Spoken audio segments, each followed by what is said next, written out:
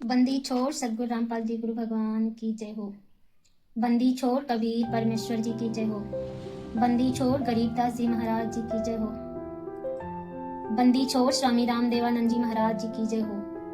बंदी छोड़ सदगुरु रामपाल जी गुरु भगवान की जय हो। सत साहेब।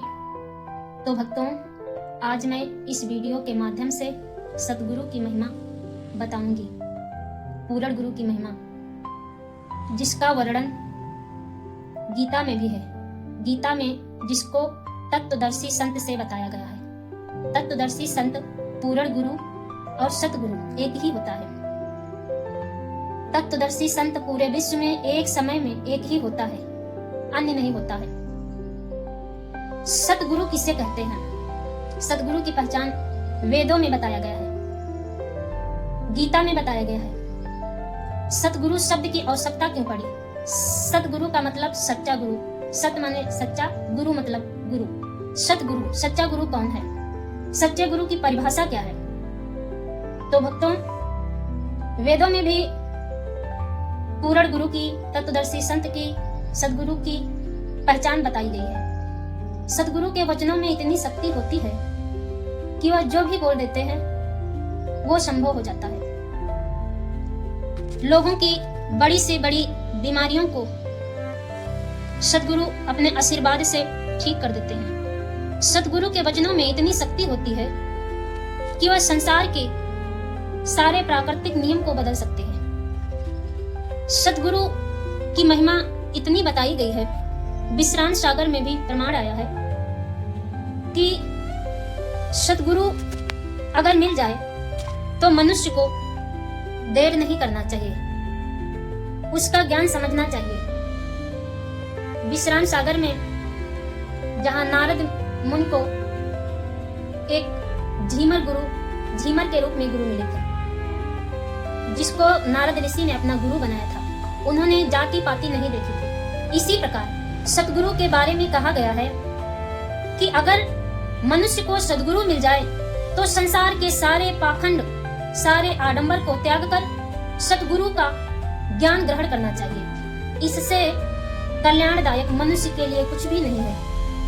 हर मनुष्य जीवन तभी सफल होगा जब वह अपने मनुष्य जीवन में सतगुरु की प्राप्ति कर लेगा। और यह मनुष्य जीवन हर जीवात्मा को एक बार इसीलिए मिलता है कि वह सतगुरु की पहचान करके, सतगुरु का ज्ञान ग्रहण करके, सतगुरु के बताए गई द्वारा भक्ति करके इस संसार से अपना जन्म मरण का छुटकारा पाले, इस संसार से मुक्ति पाले। यही मनुष्य जीवन का परम उद्देश्य है और हर मनुष्य को सोचना भी चाहिए, इसकी खोज भी करना चाहिए, सोचना चाहिए कि सतगुरु है कौन। उसी सतगुरु की पहचान करने के लिए हमारे गुरु संत रामपाल जी महाराज जी ने सभी वेदों और शास्त्रों से खोज करके, निकाल करके निचोड़ एक पुस्तक बनाया है, जिसका नाम ज्ञान गंगा पुस्तक है। उस ज्ञान गंगा पुस्तक को हर लोग पढ़ें, हर लोग पढ़ करके उसके ज्ञान को समझें कि वास्तव में सतगुरु कौन है। तब यह निर्णय ले, तब गुरु बनाएं, और सतगुरु की शरण ग्रहण करना ही मनुष्य जन्म का परम उद्देश्य है। कि मानुष जन्म दुर्लभ है, मिले न बारंबार, और तरुवर से पत्ता टूट गिरे, बहुर न लगता डार। ज्ञानी पुरुष भी कहते हैं कि ये मनुष्य जन्म बहुत ही दुर्लभ है, बार बार नहीं मिलता है, इसको यूं ही नहीं खोना चाहिए। यह हर प्राणी का मनुष्य जीवन बहुत ही दुर्लभ है। यह 84 लाख योनियों को भोगने के बाद में एक बार हर जीवात्मा को मनुष्य जन्म मिलता है। क्यों मिलता है? कि सतगुरु की खोज करें, सतगुरु की खोज करके उनके ज्ञान को ग्रहण करके, उनके द्वारा बताई गई भक्ति करके यहां से मुक्ति पाना, यही मनुष्य जन्म का उद्देश्य है।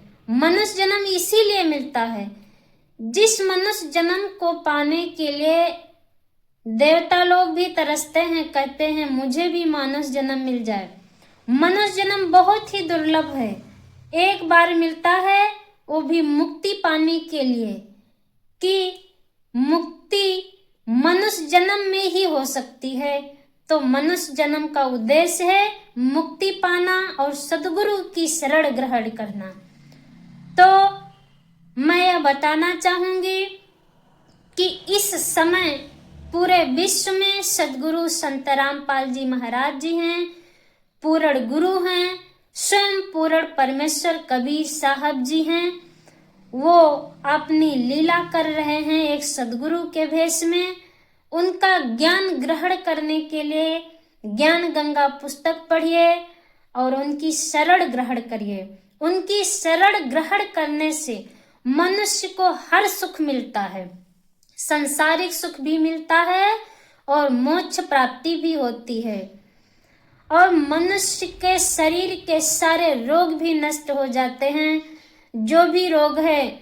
और जो भी मनुष्य के अंदर बुराइयां हैं, नशा पत्ती, सब कुछ सद्गुरु की शरण ग्रहण करने से, उनके द्वारा बताई गई भक्ति करने से सब कुछ छूट जाता है। क्योंकि सद्गुरु के पास ऐसी ही शक्ति होती है, वो शक्ति किसी अन्य संत के पास नहीं होती है। सद्गुरु स्वयं परमात्मा होता है, पूर्ण ब्रह्म होता है, इसलिए वो सारी बुराइयों को खत्म कर देता है। एक सामान्य संत के बस की बात नहीं है कि वो मनुष्य की सारी बुराइयों को खत्म कर दे, क्योंकि जब देवी देवताओं के अंदर की बुराइयां नहीं दूर हो पाती हैं, तो हमें समझ में आता है कि अगर मनुष्य की हर बुराइयां दूर हो रही हैं, तो वो ऐसा संत कौन है? ऐसा संत पूर्ण गुरु सद्गुरु ही हो सकता है।